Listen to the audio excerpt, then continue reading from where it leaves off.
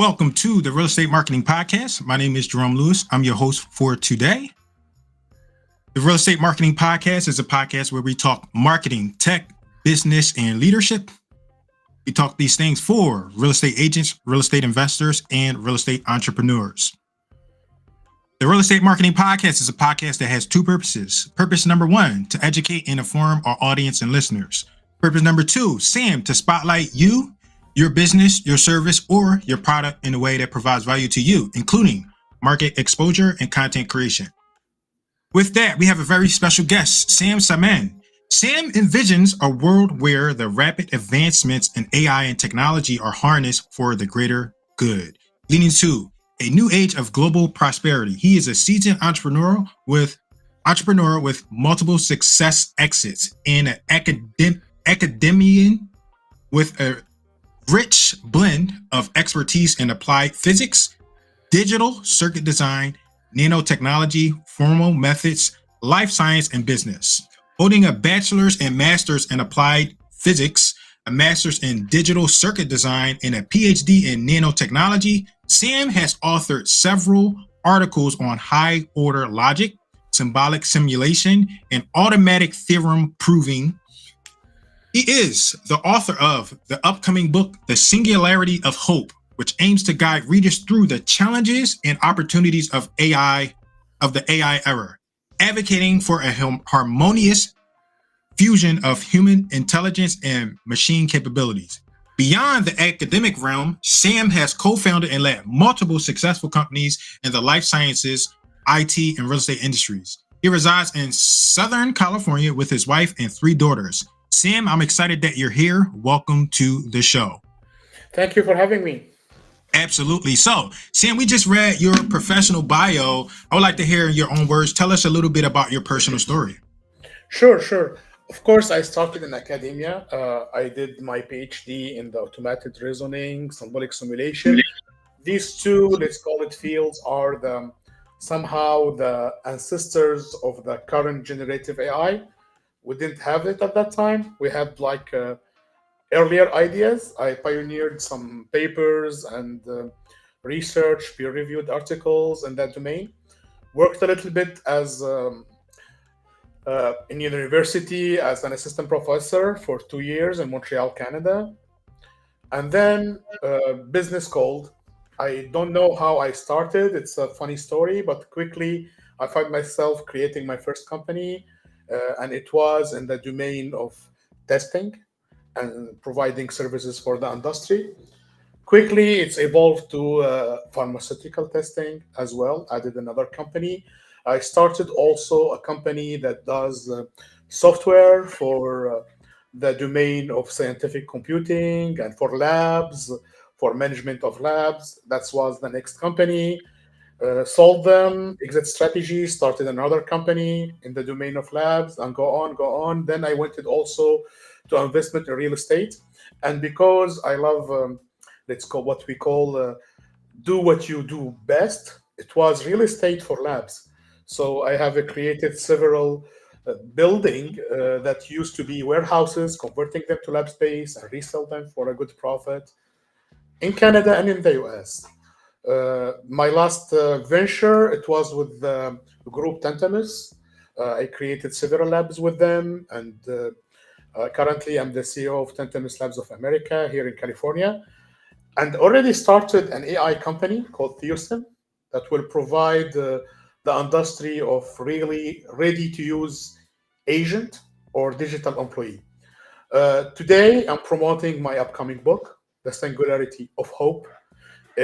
It's a kind of description for a humanity role in AI dominant future.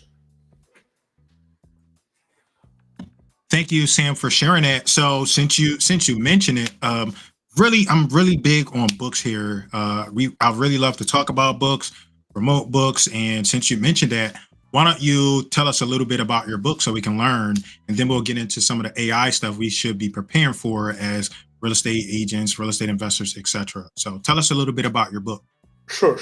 The book explored the concept of technological singularity and its impact on society. Uh, I'm talking about a concept called human AI augmentation, and essentially centralized about human intelligence that machine cannot capture, like intuition, gut Okay. feeling, okay, educated guess. It's all the same word, but more developed. Intuition is the basic, and educated guess is when you merge intuition with education. Add AI to this, and you have a big augmentation for our intelligence. So the singularity, it's a concept introduced by someone called Kurzweil. He's a hero of mine. He wrote a book about the singularity a long time ago. And in this book, my book, I'm pronouncing that the singularity will have differently. The idea is when machine becomes smarter than human, but I think human will become super intelligent by augmenting our own human intelligence with generative AI. We don't need to wait for super AI to happen. What will happen, ourselves will become super intelligent. And of course, that has huge impact in economy, jobs, and mental health, and also wealth distribution. And I discuss all this in different chapter in my book. Thank you. Thank you for sharing that. So one of the things that I like when AI has been out for like a while, but when ChatGPT came, it like changed a lot of stuff. Like when OpenAI, it changed a lot of stuff, and people got, oh my God, AI is taking jobs, it's scary. And then you got some people that are like, oh my God, don't touch this stuff. We got to remain humans.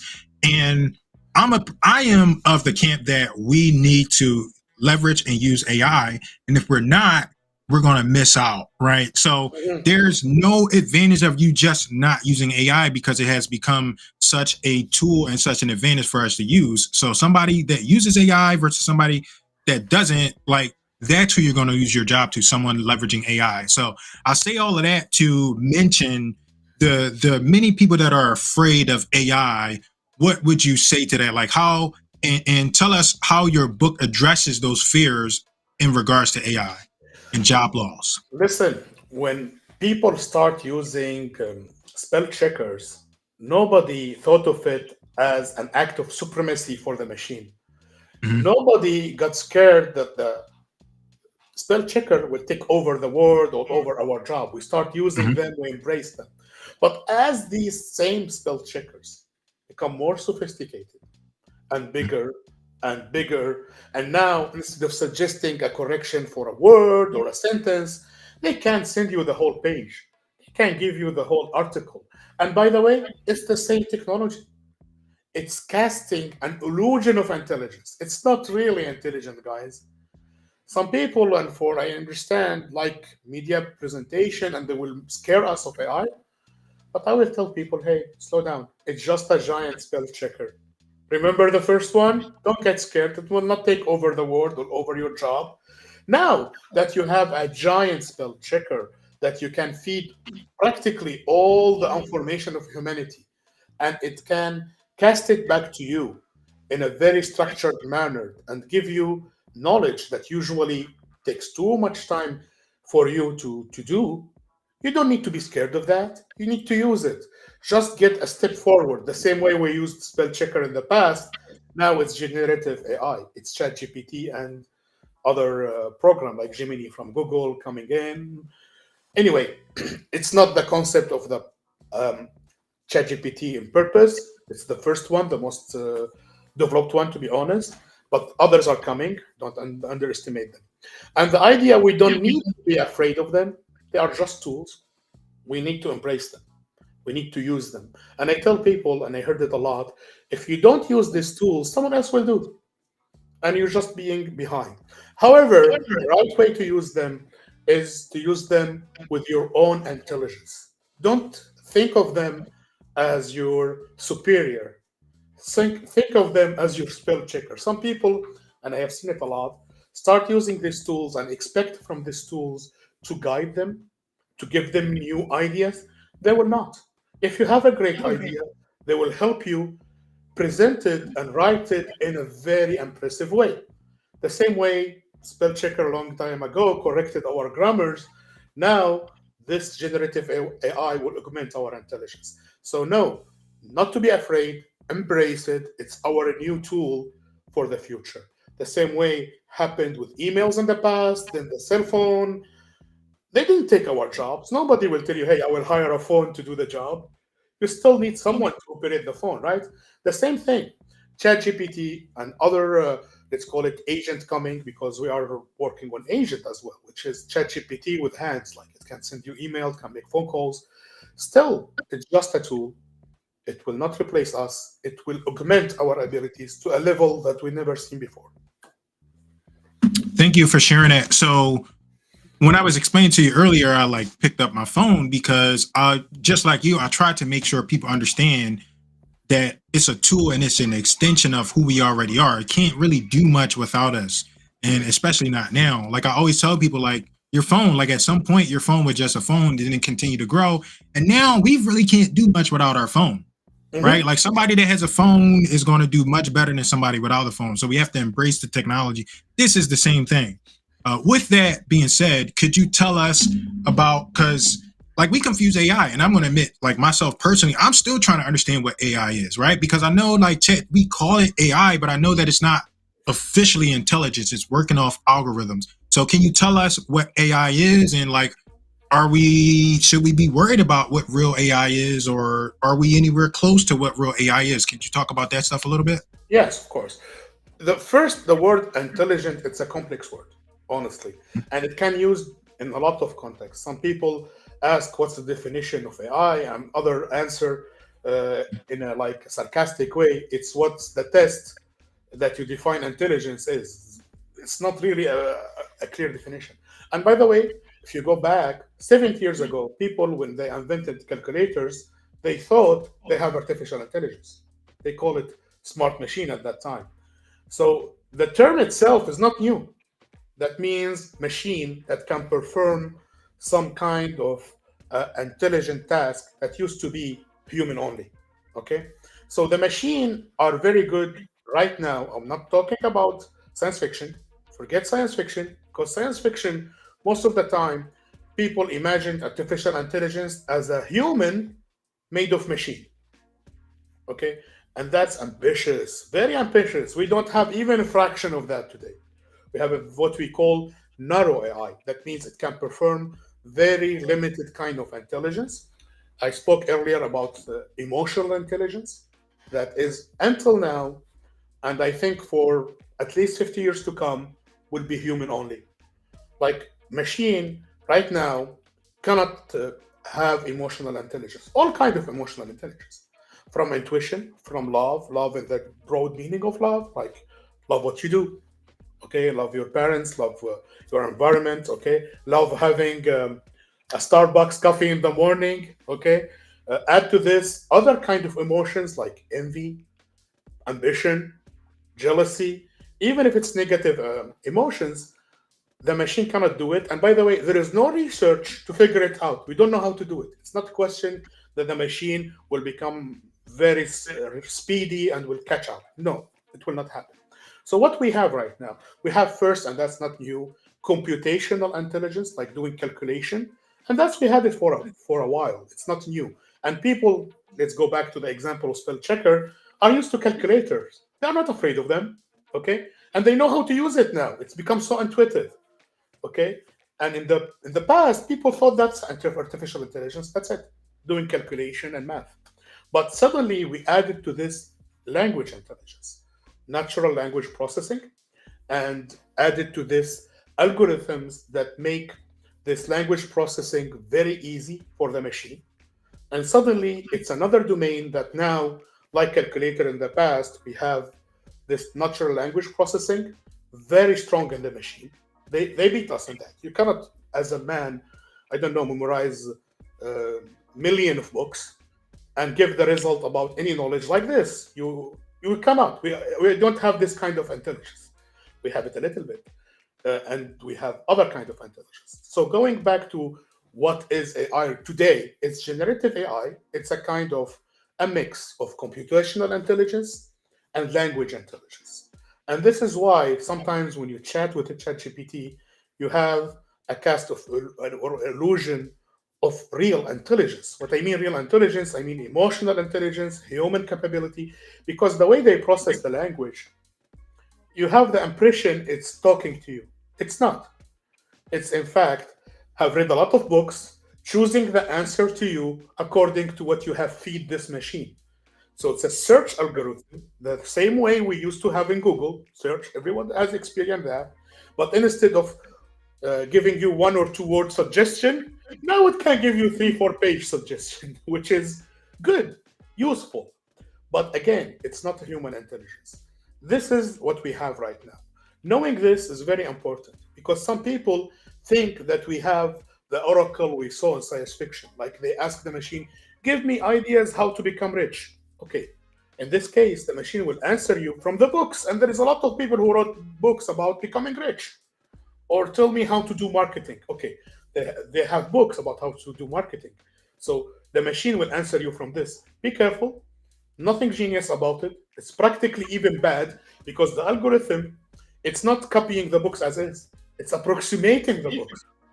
So it can give you a lot of mistake. It can mix up stuff. It's just a machine that you feed it a lot of text and it casting back into you when you ask for them.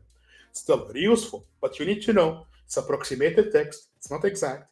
It could make mistakes. Okay, and sometimes I give examples like you have this boy in the 90s who used to play with his computers and he want to convince his grandma, look, the computer is talking back to me. The computer is alive. It's a grandma in the 90s. She said, maybe, true. But these little boys become today data scientists and professors, and they're not fooling their grandma. They are fooling the whole world with their great invention. Look, the computer is alive. ChatGPT is thinking. No, it's not.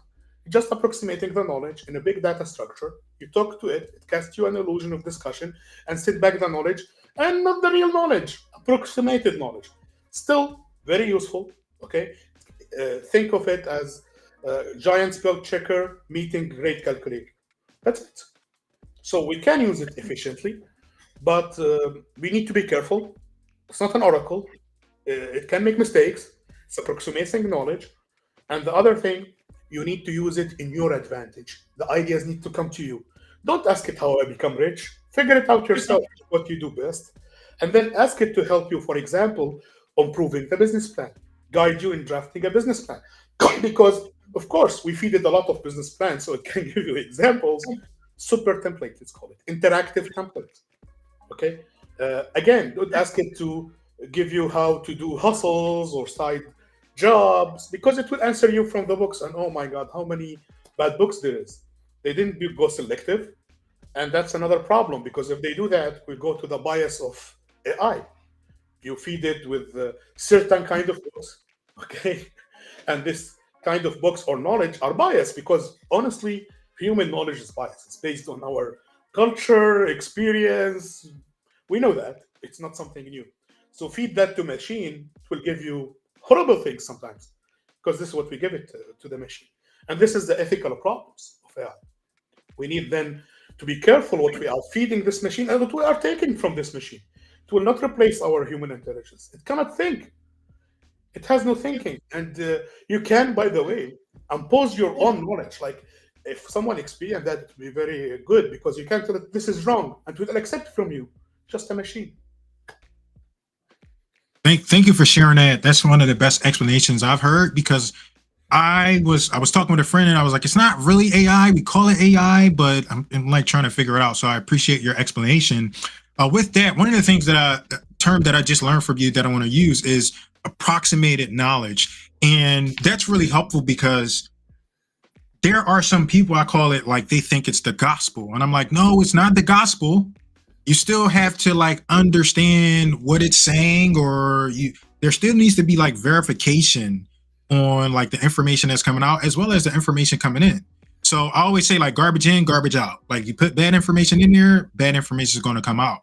What are some things that people can do so they can put themselves in a good position where they're not taking a bunch of garbage coming from the AI? Because people, they go and they're like, oh my God, it's the gospel, everything's right. And it's like, you gotta like, what's some advice that you have for people like that? In fact, in my book, there is a method that I think it's intuitive. Whenever I explain it to people, they think, yeah, we should do that. It's the natural way. First Okay. of all, when you use AI, you start by your human like intuition, educated guess.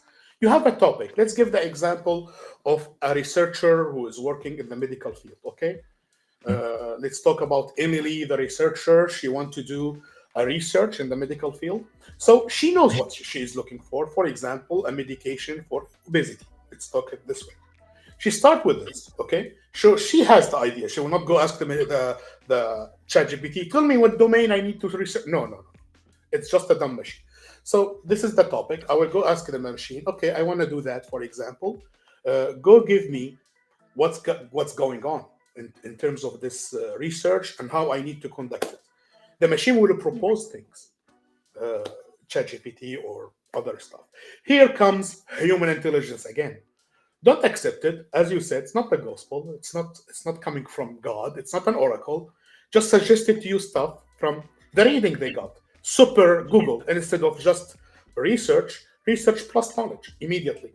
So here comes your human intelligence again, and using your love of what you do, love of what you want to do. Okay, go and pose your own theory stuff.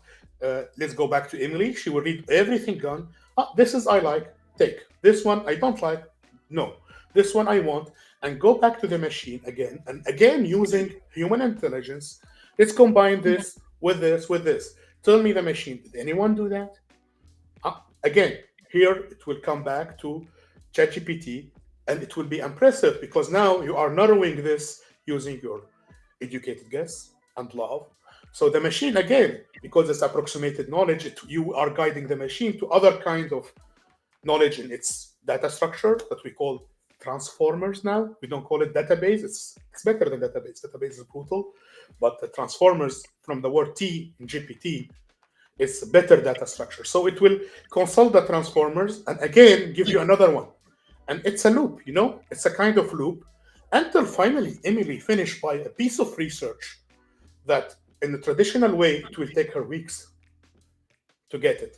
But if she doesn't use her critical thinking, her love of what she does, and of course her educated guess to say, okay, this is I like, I don't like, then of course she will be misusing the ChatGPT. And this method I call it Haya with a feedback loop because this is the magic. When you do this, you are also helping the machine to learn what you want. Okay? But the idea, the machine will learn, and we as well, but the machine will accumulate only data, but ourselves will accumulate wisdom. We'll do, and this is again going back to human intelligence. This is why we'll be augmented, because otherwise it will take us, I'm not exaggerating, what you used to do in 3-4 weeks, we can do now in 3 hours with this higher augmentation method. But start with a human, trust yourself, don't trust the machine, you are the boss. We are not giving you a boss here. Some people, and I don't know why, maybe I tell people all the time, and I wrote it in the book, the problem is not that AI become human-like. The problem, how a human was thinking like machine in the last 50 years. Be systematic, standard operating procedure, do the same thing. Don't use your emotion. No, no, this is, now we have the chance with the generative AI to gain back our humanity, to becoming human again, and give the machine what it doesn't do better, which is routine. So AI will give us back our creativity and will take up from us the routine. Makes a lot of sense. Thank you for sharing that. Could you tell us about, so this is what I wanted to say. I wanted to talk about, like, because what I tell people all the time, I was like, you kind of still, especially us as entrepreneurs and business owners, I'm like, you kind of still need to be an expert on a topic. Like, you got to know what's going on. You can't just go out and say, do all of this stuff, because you need to check, like, is it giving you right and wrong information? So I don't think everybody needs to be an expert, but I think us as entrepreneurs and business owners, we should have a foundation of knowledge and expertise. What would you say about that? I agree 100%. And I think two things for us as entrepreneurs: continuous education. We need always to learn something new. I ask sometimes my fellow who did Ph.D, did you learn anything real since your Ph.D? And most of the time they didn't. They continue with their own basic knowledge and facing life. And I'm advocating, and I think you agree with me on this because I see the books behind you. We need always to read and learn more and more and more, and augment increase our base of knowledge to improve our educated guess. And by the way, this is the machine cannot do. They don't have educated kids. Okay, so educated guess, you still need education, continuous education, but also I'm advising the basic education need to change. Considering that ChatGPT is a cheating tool in the school, in my opinion, it's a dangerous thing. It's like telling a kid, "Hey, you don't need computers or you don't Mhm. need calculators." No, in the opposite, we need to improve our education system and embrace for entrepreneur continuous education. It's our weapon in this world. And we don't need to memorize knowledge anymore. That's the beauty. That's the beauty. Like 50 years ago, you need to memorize knowledge. You have no choice. But still, 10 years ago, you are talking about the phone. Now everyone has access to all the knowledge. They Google it, they check Wikipedia, and they have all the knowledge on their hands. Okay? And now with the chat GPT is yet better because the processing of knowledge is much more. You have also your somehow data assistant that give you a lot of processing. Now you can write, I don't know, a very bad text and tell ChatGPT to improve it, and it will improve it because it's a giant spell checker. Don't forget that. So again, this is the best it can do. So yes, we need to increase our base knowledge, but we are living in a great time because we don't need to memorize it anymore. We need to read. We don't need to memorize anything. Then automatically our brain works in a very great way that machine didn't figure it out yet. It will have this educated guess. I read this book. So when I need the knowledge, I know where to find it quickly. I will ask. And by the way, I tried it also. If you ask ChatGPT in general, it will give you a bad answer. If you tell it, hey, did you read this book? I need the information from this book. Oh my God, got much better. Because now you are guiding this transformer structure where to get the data for you. Okay? That's what we call prompt. So now we have new terms, prompting and prompt engineering. But in fact, it's guiding the machine into their data structure where to fetch you the information that you need. So we are in a great times. That's why I'm hopeful, and I call it Singularity of Hope, because we can, for a new age, new era, read, rise our knowledge without memorizing and having a hustle. I think education needs to be redone. I still see people doing MBA, master business, and they still asking them to memorize knowledge. And I say, what? Not anymore, guys. Even before GPT, we had like our phone, we can search information. But now it's got yet much better, much better. But again, please, human intelligence need to prevail and guide your work. Use your intuition, use your educated guess, and then complement it by the machine. Thank you. I appreciate that. And two things that you were just talking about that I absolutely agree with. When I was going through school, I just somehow caught the inkling that I wasn't going to need like a lot of the information that I was receiving. So for me to get through school, all I did was memorize. It's time for the test. I memorized everything. And I got out of school, and that's when the real learning started. When I had to start really applying like actual skills, that's when I really, really, really started to learn. And school was so easy because I was good at memorizing. I get all A's because it's just sit down, memorize what they told you, and that's it. And now it's different. And one of the things I wanted to bring up was I remember in elementary, teachers would say, you're not always going to have a calculator with you. And now we always have a calculator with us. No problem. So it's like we went through all of that and, maybe they couldn't see it, but we shouldn't be taking those tools away from kids. Like learn how to use like teach them the fundamentals, but don't tell them they can't use a calculator or don't tell them they can't use ChatGPT because when they get in the real world, those tools will be there. And we just need to get to the answer of the thing. Doesn't matter like necessarily the tools. ChatGPT is a very helpful tool. And by us telling them we can't use it, we're taking away from those students and becoming like better humans. Exactly. We are asking by telling them it's a cheating, we are asking them to face the world in a hopeless way. Listen, we are not going back. Calculators didn't disappear. And I like this image. When I was young, it was the same frustration. Like they asked us to become calculators. We cannot beat the machine in computation. Why making our kids face hurdle that it's unnecessary?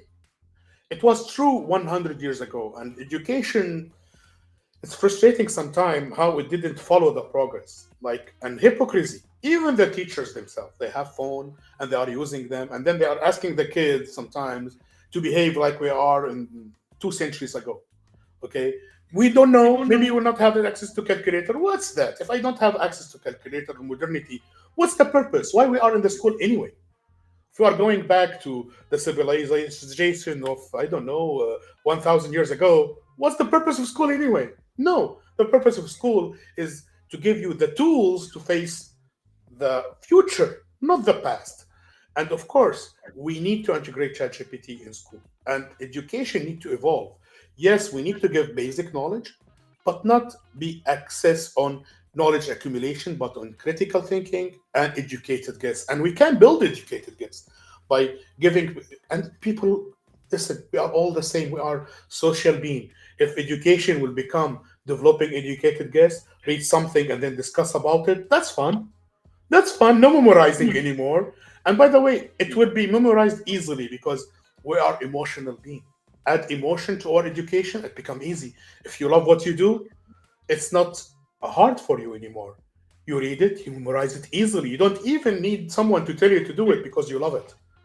If you don't love it, don't learn it. And this is the new education custom somehow. And it's very easy with AI because AI can learn your pattern and improve with you.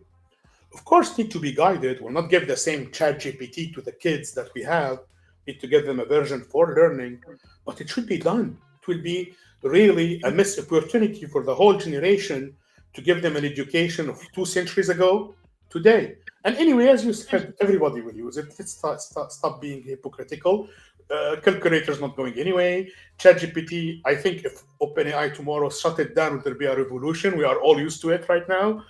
So again, nothing is going anyway. We need to arm our new generation with the right tools. And here comes my, let's call it thesis in the book, the Singularity of Hope, the new super intelligence. It's not machine that will become super intelligent. It's the new generation. I'm sure you have seen that. Kids who are learn inside the internet, they don't know a word without the internet, are smarter somehow, have access to knowledge to the generation before that didn't have internet. So imagine generation will be born with ChatGPT, and if it's integrated in the school, oh my God, they will be super intelligent. Their accomplishment, instead of telling them write an essay about something, forget about that. That ChatGPT can do. Now give me a creative idea because that ChatGPT cannot do. Okay. Thank you for sharing that. So I want you to talk about the book again. Mhm. Name of it. Tell us about the name of the book. Tell us where we can get access to it, and just a little bit more about the book. Yes, the book will appear soon. The name is The Singularity of Hope, Humanity Role in AI Dominant Future. And the book is about several topics. Start by distinguishing human intelligence from artificial intelligence, putting artificial intelligence in its right place, super giant spell checker with more a little bit more capabilities. And then I talk also about jobs, what jobs will disappear, what jobs will be augmented and improved. Everything related to human interaction will stay here. Okay, machine will not replace it. Everything routine will disappear.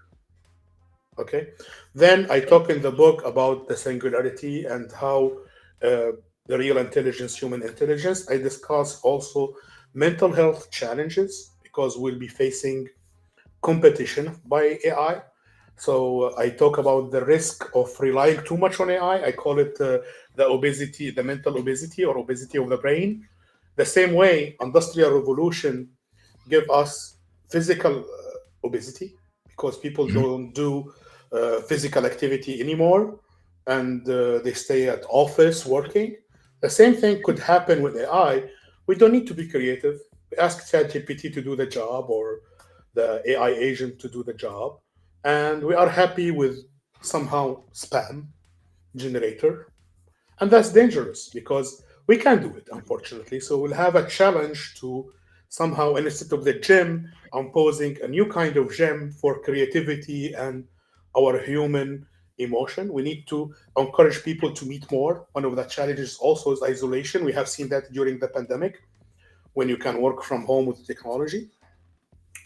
And the book ends also by discussing wealth inequality and suggesting for universal basic income.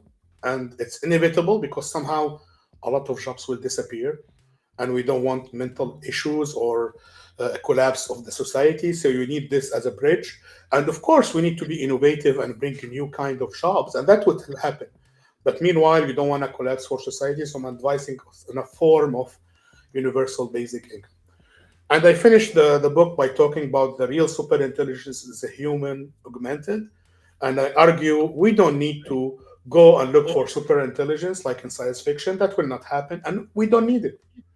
And I said a sentence for somehow funny, but in the same time it's true. If you are that obsessed by replicating a human intelligence, go make babies.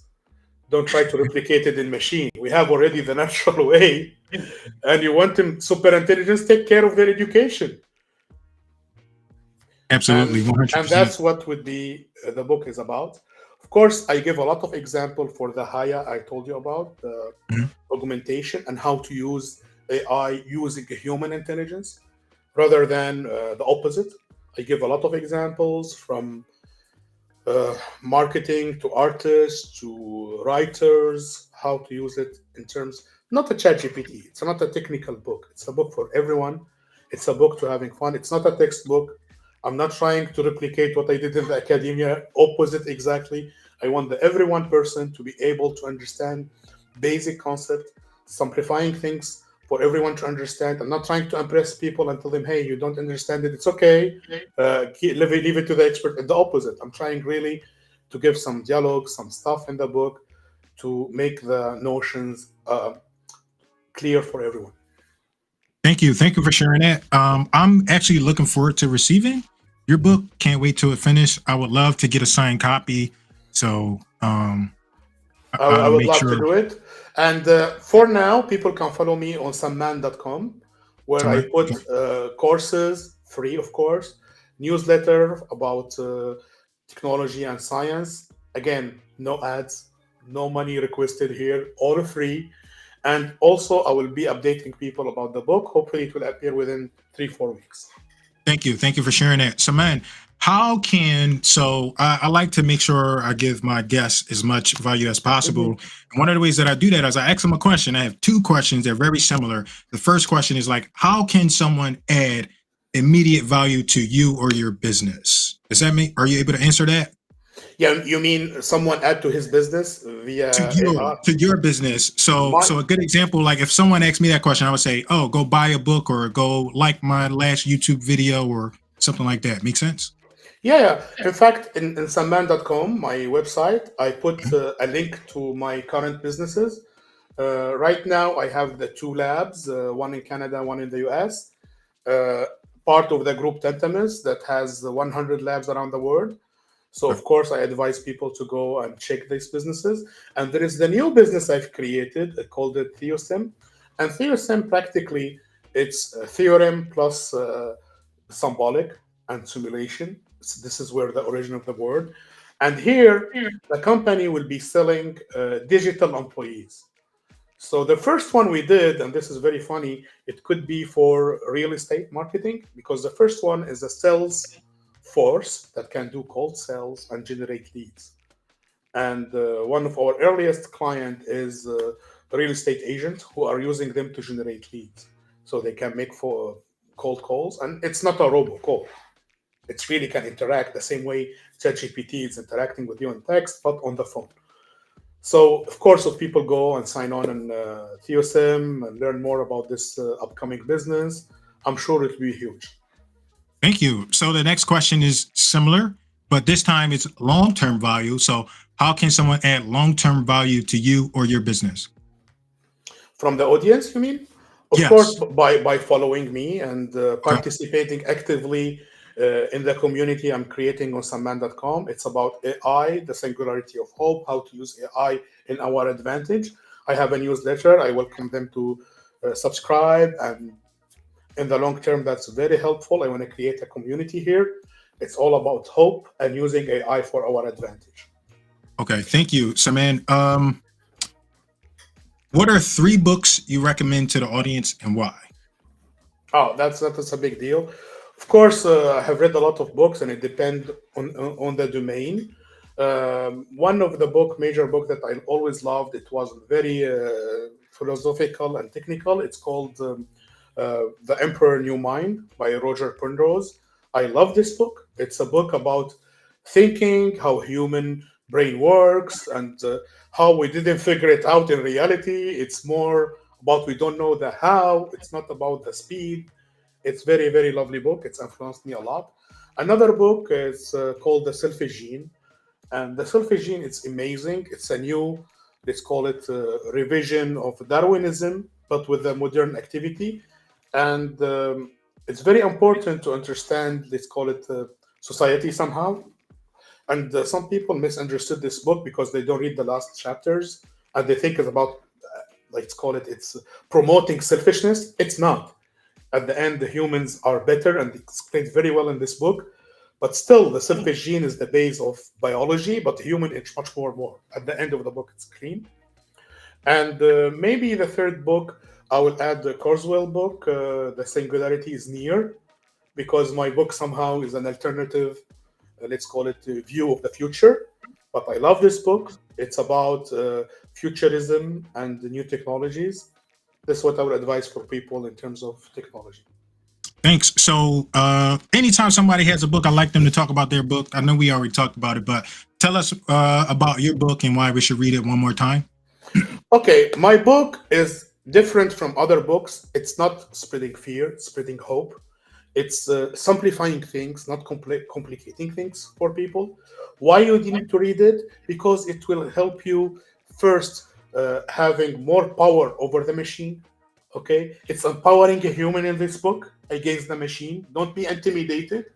And second thing, you will be using the machine to your advantage after reading this book much better. You will put it in its place. Okay, instead of being afraid of it. Oh, said, oh my God, all that time I had a giant spilled chicken I was afraid of. You will laugh, but you will use it for your advantage.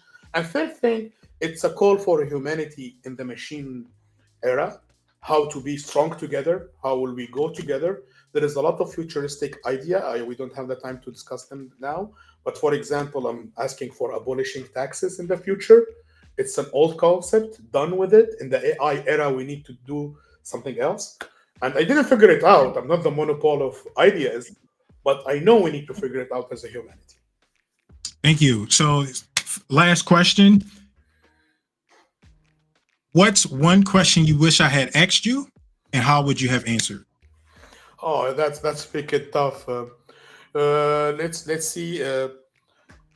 Maybe the question that I would like. You did a very good job. This is why I cannot find an easy question. But let me. You can ask me what kind of jobs will you think will be disappearing the first, Okay. and I will answer you. I think delivery and taxi, it will disappear. So Uber jobs and Uber Eat and DoorDash, unfortunately, will become the first job to disappear in the future. So people, please prepare yourself, find something else. You still have time. Man, thank you for sharing that. I would love to go into that, but we're like limited on time because I have my ideas about why that will go away, but it is what it is. Sammane, this has been excellent. I appreciate you so much. Thank you for spending your time with me today. If you could close us out with one word, no explanation, what word would that be? Hope. Hope. Hope is the only. It's the only algorithm that all human being can understand, and no machine can do. Okay. All right, Sammane, this has been excellent. I want you to sit here. I'm going to close this down, and then I'll let you go. All right. So thank you so much for your time today. This was excellent. I really appreciate it. I did not expect this, so it was a pleasant surprise. Thank you so much. Thank you. Thank you for having me. Absolutely.